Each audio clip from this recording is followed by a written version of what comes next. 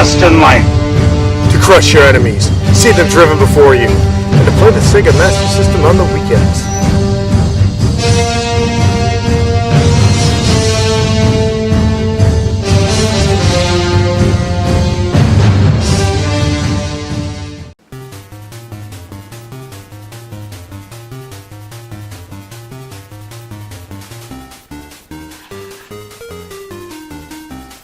And with that, I am one move away from sitting upon the golden throne. And then, in the world of Zoxo, I will be more than a man. I will be an absolute monster.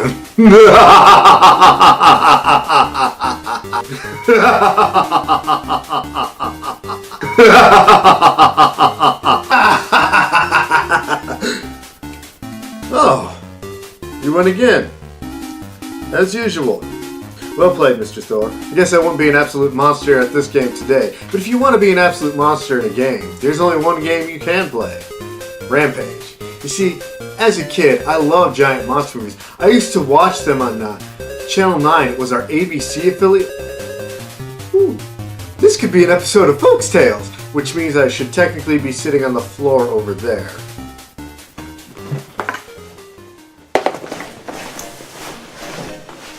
So as a kid, I used to watch the monster movies at Channel 9, which was our ABC affiliate. Every Sunday morning they'd have the Sunday matinee. They'd show movies like Godzilla and King Kong. Sometimes they'd show like the Universal monster movies, or even like the Hammer horror films, or even more family-friendly stuff like Escape and Return to Witch Mountain or the Love Bug movies. They were kind of random with it, and I loved it. It would come on about the time we'd be going to church, so I'd start watching the movie as I was getting ready. And my mother would always record these for me, so when I got home, that would be my Sunday afternoon thing. I'd get to watch these movies.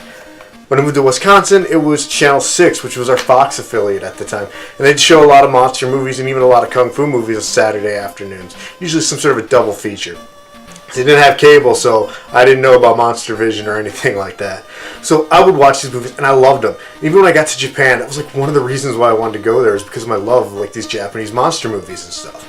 In fact, my buddy Sean, he was a huge Godzilla fan too, so we decided to buy the whole series. And we figured, there's so many movies, he'd buy half and I'd buy half. So I bought like all the older ones, he bought all the newer ones.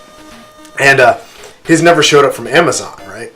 So he messages Amazon, hey, my box never showed up. They send him another one, and he gets 2 boxes on the same day. And of course, they want you to send one back if that happens. But instead, he comes up, hands me his extra box, and I ended up with all the movies at the time.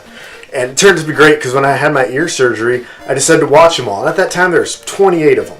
So on medical leave for 2 weeks, it's 2 movies a day for 2 weeks, got me through a lot. So these movies mean a lot to me, and as a kid, who didn't want to be a giant monster going around smashing buildings? And Rampage gave you the opportunity to do that.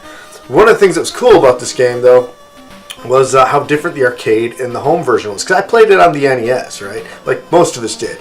And it had 2 characters, Lizzie and George, who were basically Godzilla and King Kong. And I had sort of a 60-40 split with them. 60% of the time I'd play Lizzie and maybe 40% as George. I liked them fairly the same, but, I'm more of a Godzilla than a Kong guy, and that's cool.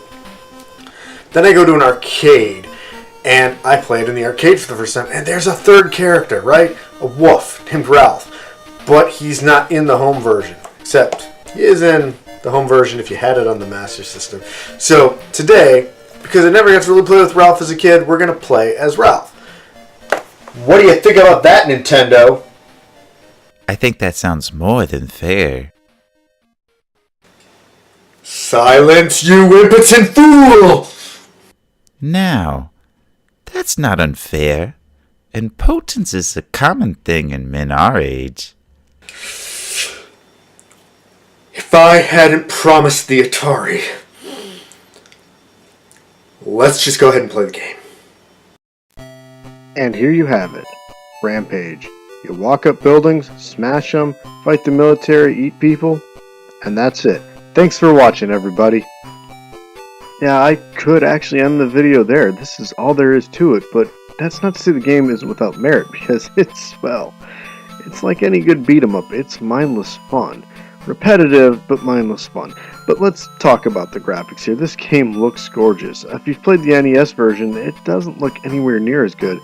For example, in that version, when you destroy a building, you get that cloud of dust at the bottom. it's transparent. As a kid, I thought they were like those little cartoon wind-up teeth trying to eat the building away, because it looked more like that than, well, dust, debris. Another area where this game shines over its NES counterpart is the things that the people throw at you out the windows. Here, it's very clearly dynamite. In the NES version, it was just like this white stick. I could never figure out what it was. I honestly thought that people were throwing cigarette butts at you and couldn't understand what that would be doing. But who throws cigarette butts at a giant monster? The goal of the game is simple enough. You traverse the United States while smashing everything in your path to get points. The military will come in and actually try and demolish some of the buildings instead of you, so if that happens, then you don't get the points. I never really understood this philosophy. It's not like them destroying the buildings instead is going to stop your rampage or anything. You can eat people to get health back, or even items you find in the buildings.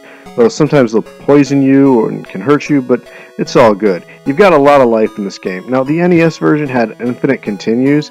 This version does not. The furthest I ever got in this game is about halfway through it. I did manage to beat the NES version as a kid once. It took me pretty much an entire day, about 3.5 hours, just sitting there playing this, the same thing over and over.